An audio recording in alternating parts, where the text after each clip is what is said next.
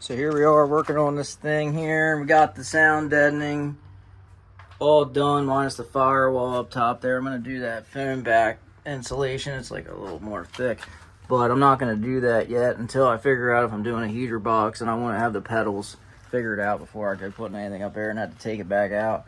But I did the hard work today that sucks that not a lot of people do. I used that SEM rust mort, and first I took Scotch-Brite and got in there real good the whole way around there. And you won't see that because of the headliner. Once has a headliner, but I got down in there with that real good, wire brushed it real good as I could, and I blew it out with the leaf blower, and I took that SEM rust mort and I brushed it in there like a couple days in a row. Got all the little surface rust to turn black. And then I did out here too, the same thing in this channel. Can't really see, but it has that little rust hole there I gotta fix. But I got this black seam sealer in here that I'm gonna use on it. It's SEM too, I like that. They make good stuff. I'm gonna use that.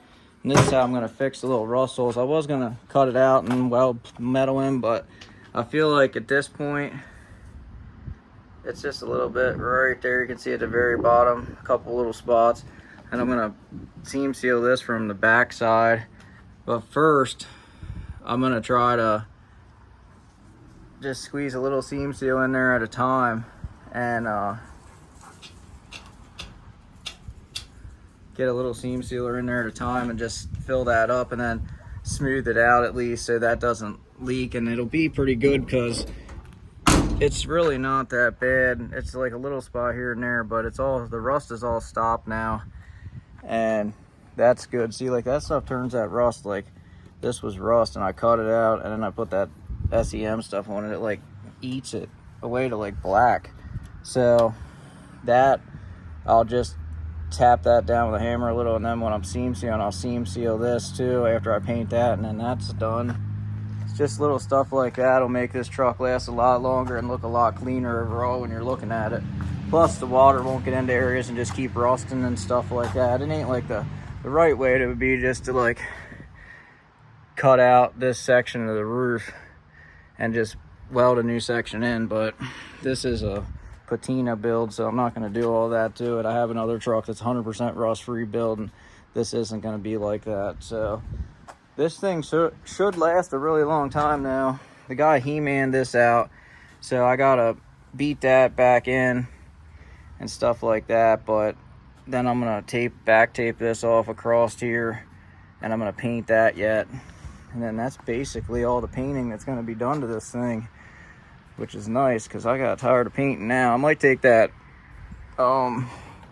speaker cover off in there and paint that yet, just because that looks like crap. I just noticed that. But like little stuff like that. But I'm done painting anything big on it finally.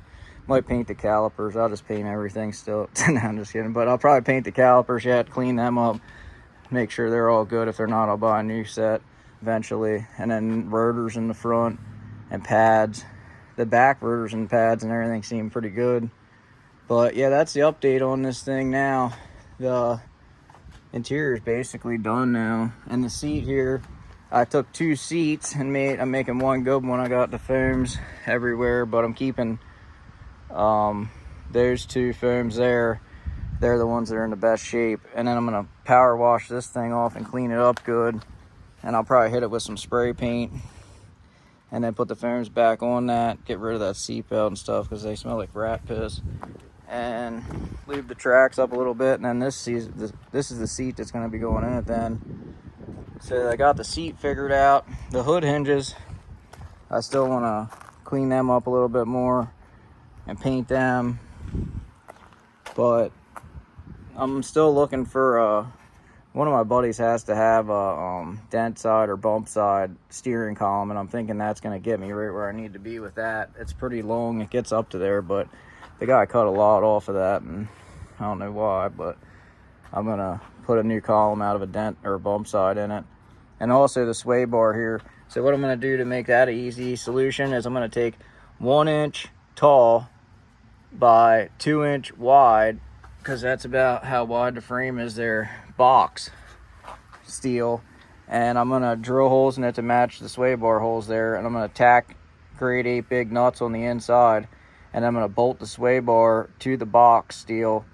I'm just gonna cut the section, you know, probably ½ inch longer than the sway bar mount there on both sides, and then I'll clean the frame up under there down to bare metal, jack it up into place, and then I'll just weld it, the box to the frame, and then that'll be my sway bar mount. That's how I'm gonna do that. That'll be easy. I can do that in no time. Do that in the future here coming up. I just got to get the metal for that, knock that out.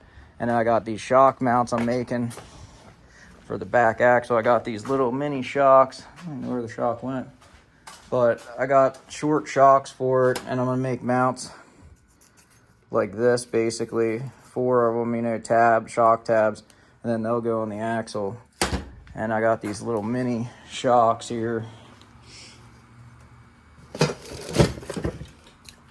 I'll get that stuff cut out of like 3/16, and then these little mini shocks put on the back, and the back suspension's done. Then the last thing I need to do to the back suspension is C-notch the frame eventually, but I'm gonna take it to a buddy's with a lift. We'll lift the bed off, use a plasma cutter, and we'll just go to town on that and weld it in, and that won't take long. That's a half-a-day job with the right equipment. So that's pretty much it though for this thing right now. That's probably the last update I'm going to be doing on this thing for a little while. I thought I found a motor for it, but I don't know yet. I gotta get the money together to get a motor. I'm trying to find a 289 or 302 with an automatic for it, so we'll see though. But stay tuned for more updates on this thing coming soon here. Shouldn't be too long, a couple weeks.